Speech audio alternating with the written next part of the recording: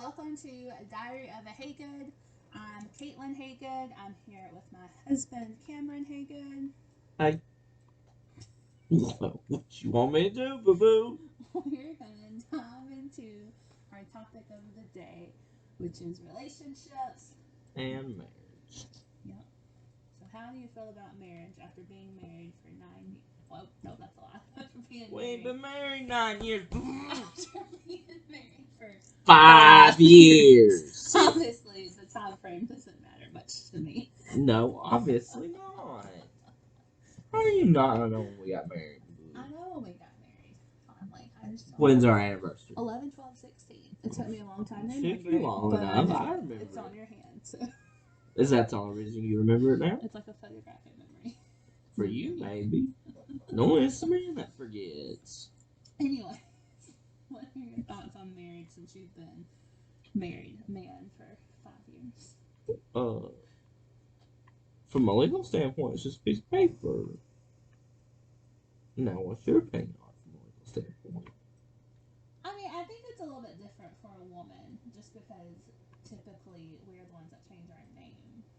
So, yeah, I think it is to like from a legal standpoint a piece of paper, but also like I guess too it just depends on how you allow the world like to be a part of your relationship. Because if that's the case, then it's more than just a piece of paper. Because it's also just proof of like we're married, we're together.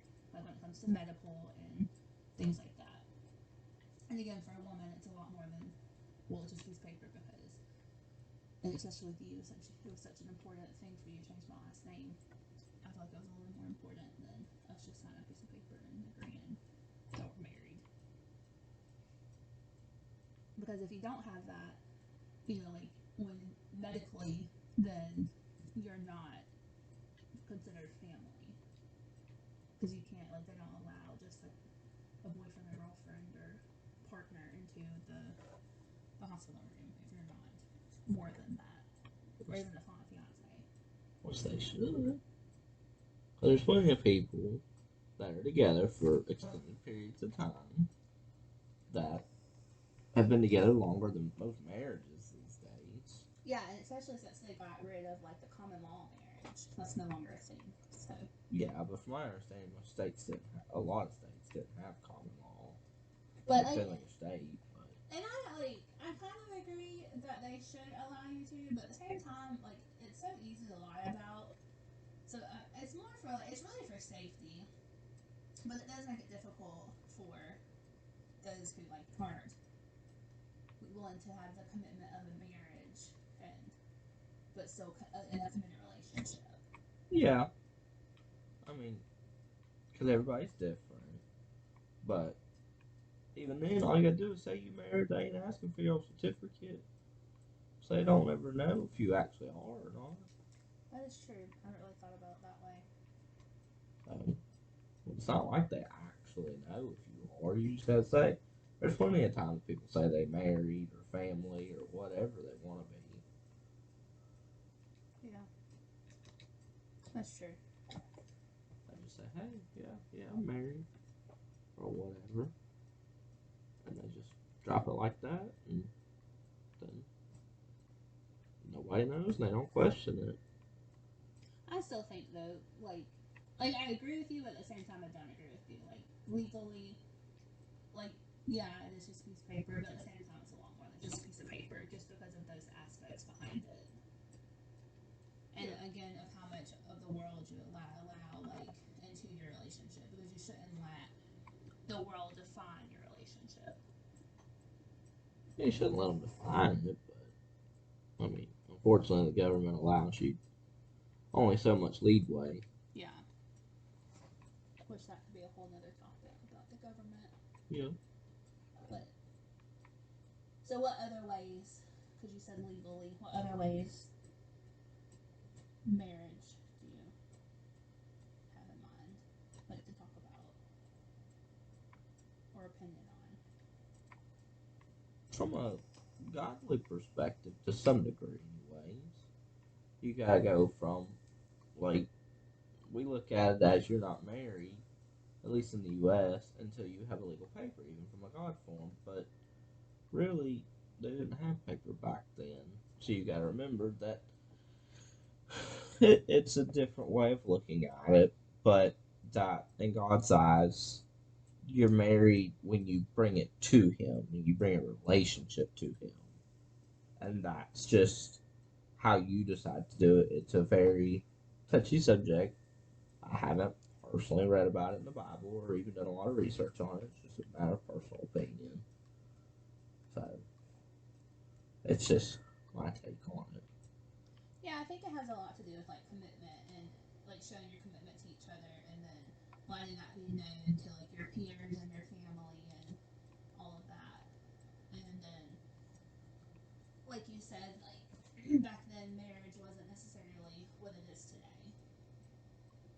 Well, it was the same thing, but you've got to remember they didn't have a bunch of legal documents that recorded everything as much as we do now. You would still go in front of a high priest, from my understanding, uh, and still officiate something, but not like you do now. Because Well, even now you now, don't have to go in front of like a priest. You can get it done in front of just a judge. yeah, but that's still more recent. That's what I'm saying. Though, like marriage isn't necessarily the same as it was back then. Yeah, There's more like stipulations and laws than back then. but that's all just, I don't know, it's just a touchy subject in the end when you really want to boil it down to something. Because it's all, to some degree, it's a matter of personal opinion. Because if you're not religious at all, then you're just curious of, you know, how to handle it, period. On how you think you should handle it. Handle marriage or handle like getting married? Well, a relationship in general. How do you? What do you mean by like handle the relationship? Well, because everybody handles it differently. So, like, if you're religious to even some degree, no matter if you're Christian or Buddhist or whatever you want, whatever you are or identify as, you handle relationships differently. You handle your friendships differently. You handle marriages differently because you handle things from a different perspective. You hold things to a different standard um, when you do things because each religion or belief holds a different standard. Like marriage is supposed to be more of a covenant in the Christian world, where it's supposed to be between one man and one woman typically, but you have very few sectors of the Christian world that believe you can marry more than one man and woman. There's other religions that believe that you can marry more than one man and one woman. In other religions, that it's commonplace. Uh, some believe that you can share your spouse a little more freely and different for different reasons. Uh, and it just depends. So it all just depends on religion. Religion's your general belief, not just religion, but just your general belief on how you handle it personally. That's interesting. Because it can all be handled from perspective and your own personal take on it. So really, like relationships, really, in your opinion, can be determined by your religion, depending on what religion you are or what faith you have.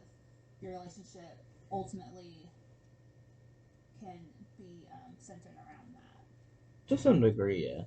Because, so again, some people put certain things in certain perspectives. Um, just like in the Christian world, the general belief is that it's God, spouse, family, or God, spouse, Children, children, family, rest everything of the world. else. No matter what it is, everything comes below all that. But in others, it's just God, and sometimes even like nuns and Catholics, they don't have spouses. They're married to God. Their devotion is to God, so they don't have that. So they don't have spouses, period, because their spouse is God. So that goes back to their general beliefs. I think there's also though a lot of misconception when it comes to the whole like the triangle of God, spouse, child. Of I think a lot of people get that like think about that in a derogatory way, in a negative way, because when you think about it, you're thinking like that you obviously God should come first, and then, but I think where it gets messed up is the spouse before the child. Because I think people think of that as in, well, my spouse is a grown person and my child relies on me. And I think that they get like that in their head, like I'm supposed to put my spouse over my baby, like over my child, and my spouse is more capable, but my baby requires me in different ways. And that's not what that necessarily means. It just means that like your God should come first. Like you should always be your number one devotion to God, and then because you're with your spouse, your whole lot, like well, hopefully, the remainder of your life or until whatever, um, your spouse should be your next devotion. But that does not mean that if your child is in need of a feeding or attention or um, like diaper change or like you still meet the needs of your child. But I think that a lot of times when you talk about that, that kind of gets misconstrued. Well, yeah, you've got it from that perspective where people put their children above their spouse. Because it's easy to do. Because you get so wrapped up in your new little baby and you always think your spouse is going to be there. And it's easy to be like, not meet your spouse's needs because, again, you're so wrapped up in your child. But you've also got the exact reverse where you've got some people that, especially women, do it to men where they put their men on such a pedestal that they ignore their husbands or ignore their children and put their husbands on a pedestal as if they're the almighty or whatever you want to call them. Like they put them up on such a pedestal to the point where their children and even themselves aren't allowed to eat. No, before the man. Before the man. Or until after the man. Or until after the man gets his plate. Like, the man always gets his plate first. And because he's the breadwinner and he should get the warm meal because he's the one provided for it. Yeah. Yeah. And that's. Now, if that works for you and your family, whatever, that's your business, not mine. But there's a line to be drawn where it's too much. And I think that becomes the man's responsibility because according to our faith and our God and all of that, it's the man is supposed to be the headship of the house, and a lot of times, in my opinion, what I've witnessed is a lot of men take that verse, which I can't remember exactly what verse it is, but the verse of where like women should submit to their husbands, and that's all they read. They don't read before and after that because right after that it says that the man should treat the woman as God treats his bride, which is the church, with love and respect, and you're literally supposed to, you're supposed to have that same mutual respect on different levels because, depending on your relationship, you each bring different, attributes and different, you bring different things to the table. Yeah, you bring different things to the table. And so every relationship's going to look different. And I think that a lot of the times, too, like, because it's in the Bible, they're like, oh, this is what this means. And, like, no, like, you apply it to your lifestyle. Not every person's the same. So, like, if the woman's the breadwinner and the man is the stay-at-home dad or the stay-at-home husband, well, then there's different ways for you both to contribute to the relationship. And different ways for you, to both have that same respect. Well, yeah, because, like, we know people where the woman's the breadwinner. Yeah. We know people where the man's the breadwinner. We know where it's both directions. We've seen it both directions. So you just have to apply it which way it works for you, not look at it a gender role of it perspective. Yeah, gender roles, I think, that were created back in the day where it was very common for women because we didn't have as many rights back then. So the women's place, just so to say, was to be at home and to be the homemaker and to take care of the house and the children and raise. And back then, even there were women that they were the teachers for their children. They taught them, and so back then there were gender roles because women weren't capable because of laws and other such things to be the breadwinner, and it did become the man's responsibility to do that. But nowadays, thankfully, that's no longer the case. Yeah, and it wasn't. It was rights, but also too, there was just certain gender roles that. But that's what I'm saying. I think the gender roles came from that, and that's where it kind of like really came into play. Yeah. Because if you look back on the pilgrims and all of that, like women still did the some of the same things that the men did back then, and then you kind of like evolved, and then there became true gender roles, and then we evolved again. We are where we're at now. Yeah, and that's where you just have to look at it and say, this is where we're at, and go from there. Um, and pick and choose, and gender roles aren't as important as they once were. Like, Well, really, I think it really just depends on the relationship. Because, like, for our relationship, we don't really, like, gender roles really don't play any part in our relationship. no, Besides the fact of you're a man or I'm a woman, and, for children and for Mr. and Miss, like, just have those, but we don't base our responsibilities of the house or our relationship based off of our gender. no, not at all. The only thing that we do stick to is you are the man, so therefore you are supposed to be the head of the household according to the Bible and our faith. Yeah, So and we look at it from that perspective. But after that, it just where we naturally fall and what we discuss and what we feel like who fits what position the best. Just really boils down to a lot of communication and being open and honest with each other and deciding like, okay, you do this best, so you can like you'll be responsible for this part, and then I'll do this best, so that will be like my main duty or whatever. well, it's important to communicate what role you either feel personally or for yourself or your spouse should fill, Yeah. because otherwise, if that person falls short but you don't communicate that, then they're just naturally going to fall short because they don't know. Well, I think that also again can go back to open communication because a lot like the saying like marriage is 50-50. I don't believe that. I believe marriage is 100-100. And there's days where like you're not gonna both be able to constantly put in 100% because that's just. I mean, if you can, that's absolutely wonderful. But there's always going to be something where you had a really rough day at work, so you're going to slack in putting the dishes and cleaning the dishes, washing the dishes, or like if something happened and a child is sick, well, if my responsibility is to do laundry, well, if I have to take care of a sick child, well, obviously I'm going to have to slack in necessarily doing the laundry if my child is like absolutely has to have me back then. And that just goes back to communication and being able to pick up on like, okay, like obviously my spouse needs attention in this part and needs me to pick up on this slack and being willing to do that because that goes back to being remembering that you're both equal and you're team players. Like it's not you against each other, it's both of you against the world. Like it's I guess just putting your relationship first and keeping that mindset of you're together. Like you're not supposed to be pinned against each other. Yeah, a lot of it's respect too.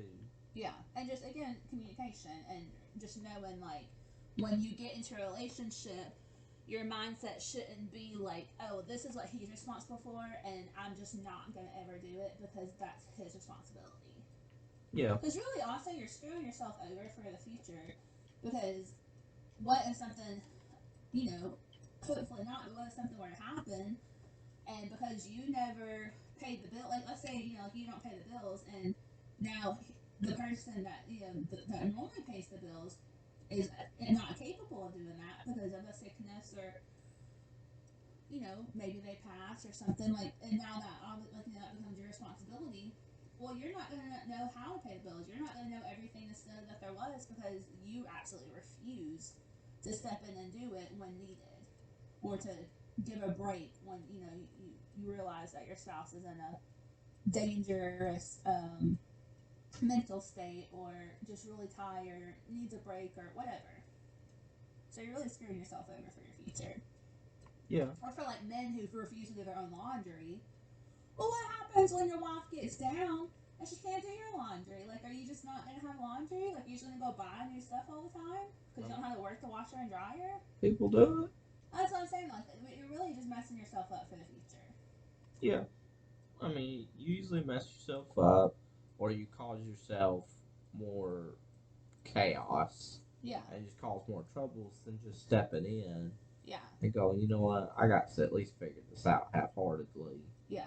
at least put in some effort to, like, You don't and have to you know don't it have to do it all the all. time because, like, like once your spouse is back up on their feet, well, they can, assume that roll back over. But you still need to know, like, you need to be able to pick up on when your spouse is slacking here or there, and you recognize, like, oh, well, I'm choosing to be with this person every single day because it's a choice every single day to stay, and be like, okay, like, I recognize my spouse is something's obviously going on, so it's my responsibility as the husband or wife to pick it up and not complain about it, and just like maybe check in on your spouse, be like, hey, like, how are you doing? How are you feeling? Like, is there something I can do to help you? Or like sometimes it's nice to tell somebody what you're needing, and then sometimes it's nice for them to just know to like pick up your slack. You know. It's just really important to be in tune and like check in with your spouse, pretty regularly. Yeah, most people don't. Most Yeah. people just because you gotta remember, most people, not most people, but a lot of people end up getting divorced these days for the simple fact they just don't care anymore. It's Yeah. easy to get a divorce and move on with life. And it's not always the fact that they don't care, but sometimes you get in situations where one person is willing to like communicate, but when they go to communicate with their spouse, either the spouse blows up on them, or they're constantly saying, "Well, you did this, you did," they're always getting really defensive, and then it's like, I can't even talk because you're not willing to just hush and let me get my piece out and what I need to say, and then you can speak, and then we can communicate about it and reach a common ground and a compromise, because marriage is about compromising, and it shouldn't always be one way. You find a common ground, you find what works for both of you, and then that's what you start to implement. You know. And not a lot of people are willing to do that, Nope. because some like selfishness, I really feel like plays a really large role. Yeah, you have to learn to not be selfish and learn to just work with what you got Yeah. because that's what people refuse to do is work with what they got because it's easier to again throw it away and start from scratch. There's other fish in the sea. That's become too much common nature and too easy to say. There's other fish in the sea. Well, sure there is, but it's not that easy.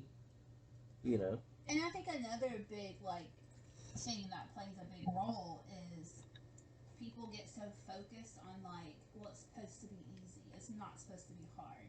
If we're in love, we're never supposed to have arguments. And that is a load of bullcrap, because if you're never having communication or arguments, not necessarily like fights, but arguments, you're not growing with each other. Because like, you're not going to agree on 100% of stuff. Yeah. That's just not going to happen. You are your own person. You have your own thoughts, your own opinions, and you're just not going to agree 100% of the time. And if someone is agreeing with you 100% of the time, typically, in my experience, is because they just don't want to argue with you. They just don't want. It's not worth the effort to them, which can be a red flag, which means that they're not willing to grow. And really, you should take a step back and be like, okay, like, if they're always telling you yes, which, like, cool, whatever, if that makes them happy, but you need, like, if you're constantly being said, like, yeah, that's fine, like, your spouse is always trying to please you, well, I think it's your responsibility to take a step back and be like, okay, like, I'm really happy. How is my spouse? Am I returning this favor to them? Are they happy in the relationship? Do I bring them joy? Do I provide the same freedom that they provide for me? Mm-hmm. And it's really a self evaluation. And that's what people don't do is self evaluation. Yeah, and owning up to what you've done. Yep. And not invalidating people, because that's so easy to do, especially children. But that's a whole other topic for a different day. But just making sure that like your spouse is being taken care of, and that's not just physically, because mental health is so important. Yeah, you can easily take care of them and feed them and clothe them and Yeah. make sure they're taken care of and have their dishes done and clothes taken care of. That's easy to do. Anybody can do that. I ain't hire a monkey to take care of that stuff. Yeah. I mean, if truth be told, that's easy to do. That's the easy part. The hard part is taking care of all needs. Their mental, that's when it really gets nitty gritty. when you have to sit down there and hear hard conversations and hear your own faults.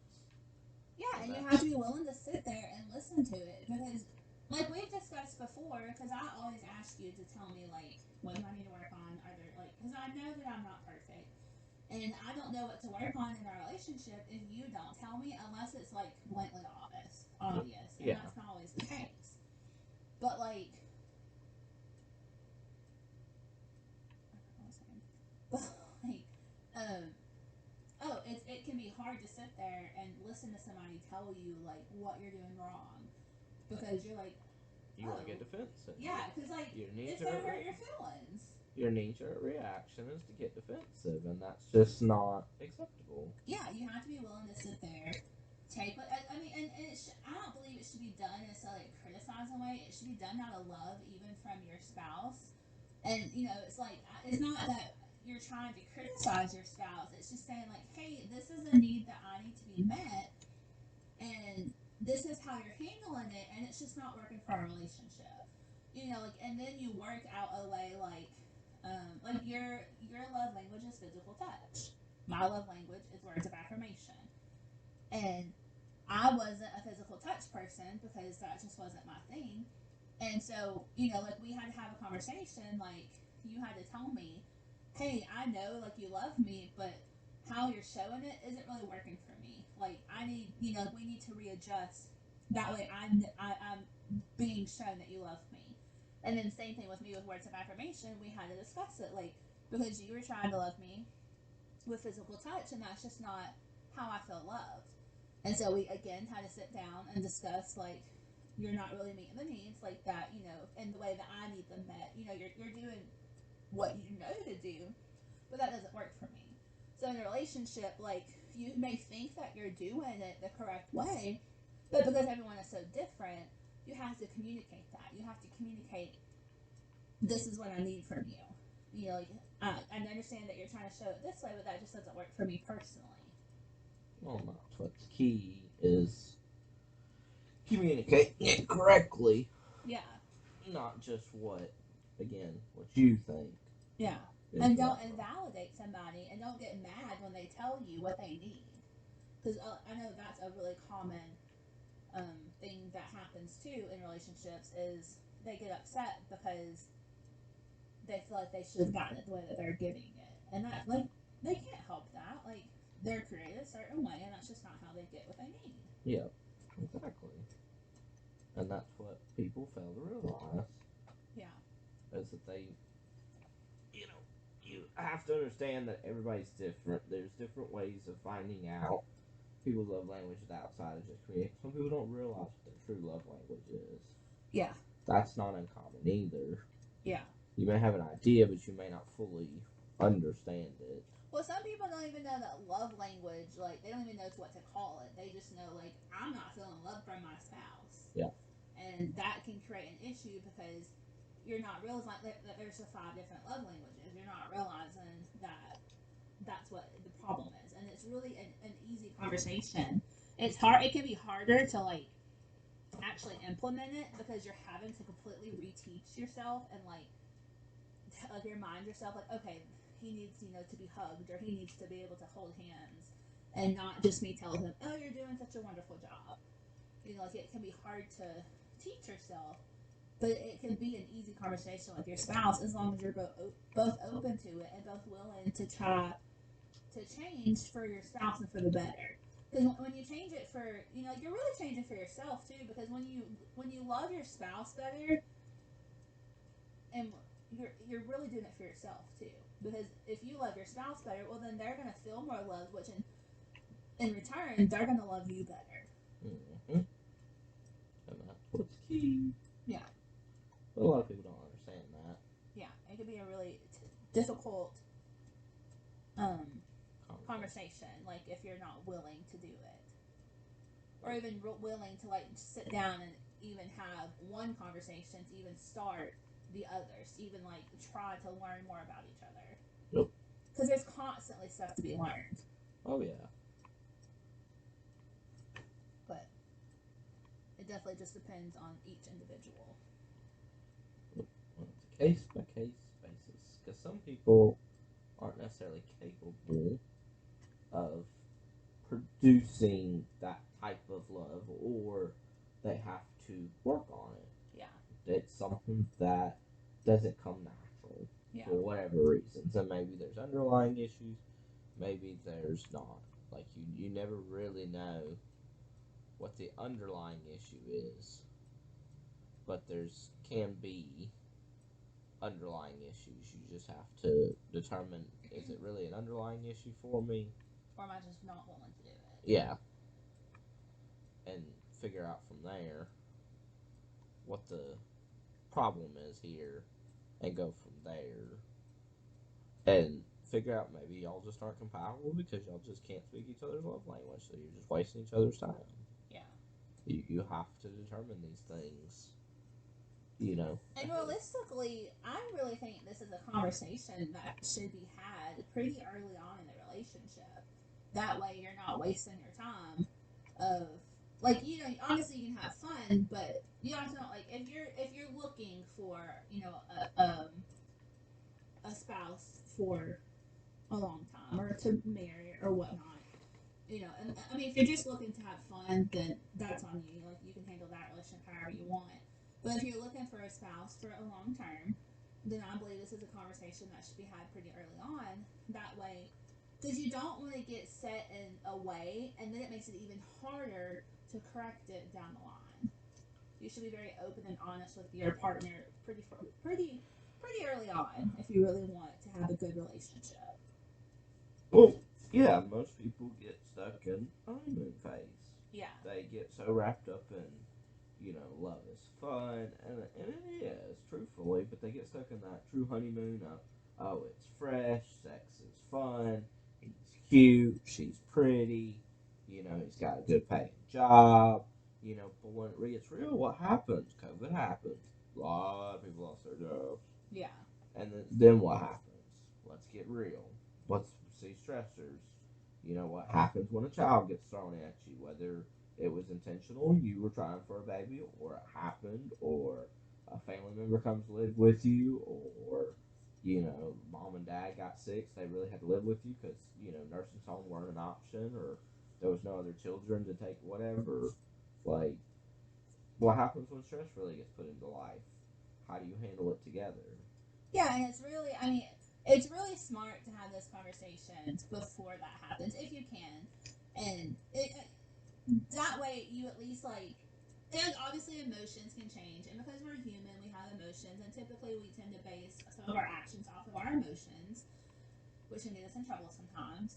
But it's important to have those conversations. That way, you can at least see if you have the same morals, if you have the same goals, if you have the same, like, opinions about family. Like, are you both family people, or like, does the person want kids and you do, and is that going to create a problem for you in the future? Like, can you not bear to live with this person's parents? Like, like, do you not want people in your home because there's plenty of people like that.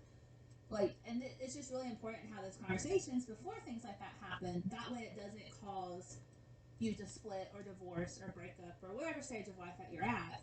You've already discussed it. You've already set a plan in motion that, like, can be altered if need be. But you've already discussed it. You've already got that hard, per se, conversation out of the way. Well, yeah, because most people aren't willing to have that hard conversation. Yeah. And it doesn't have to be a hard conversation, especially if you're both willing to discuss it and just, like, recognize, again, remembering that you're on the same team. That makes a major difference when you're having harder conversations.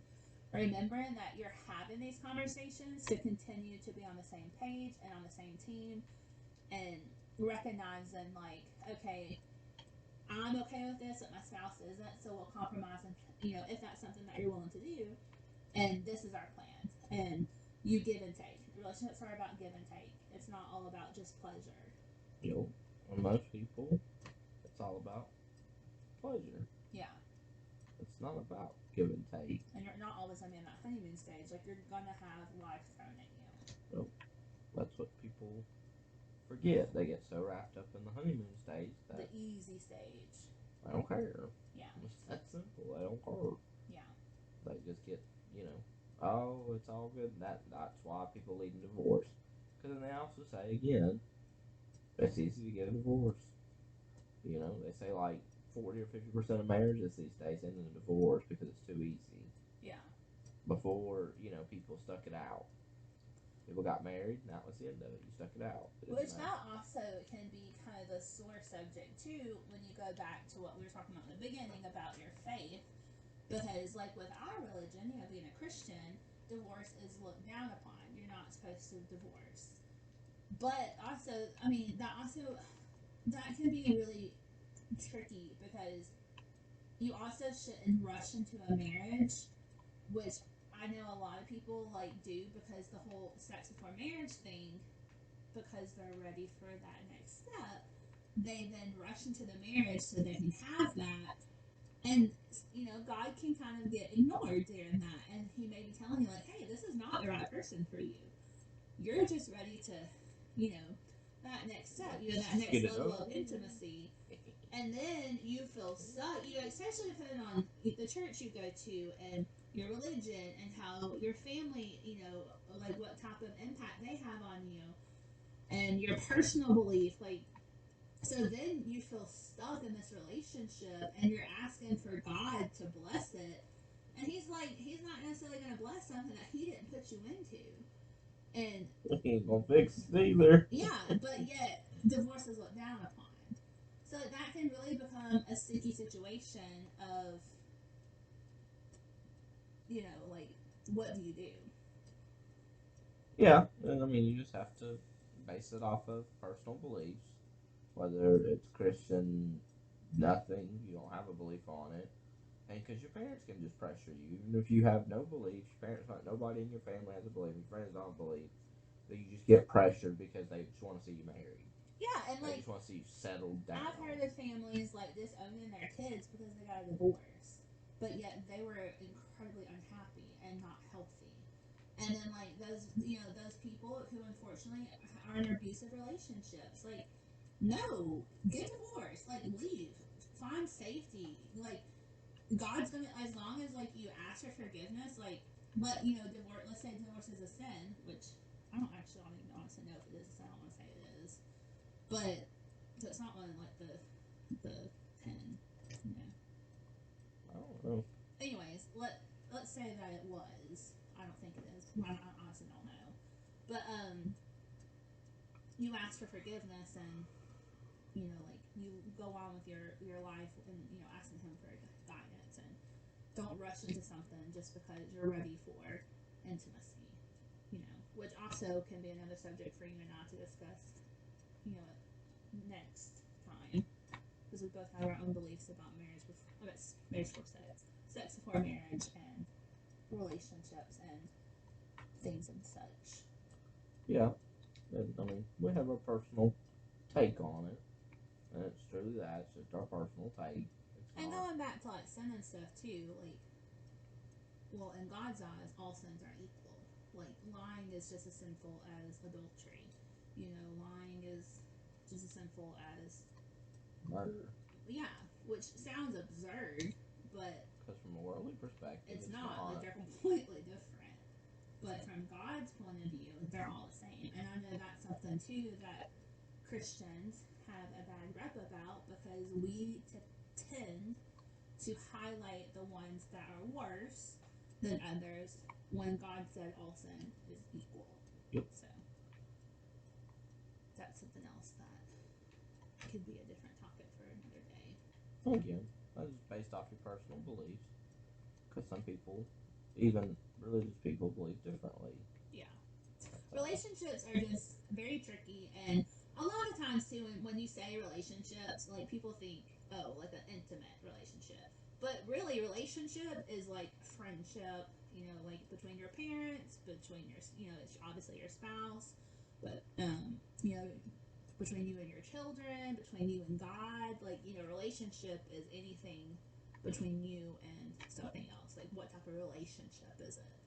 So, we're definitely going to hit all of those in future episodes and future endeavors. Yeah.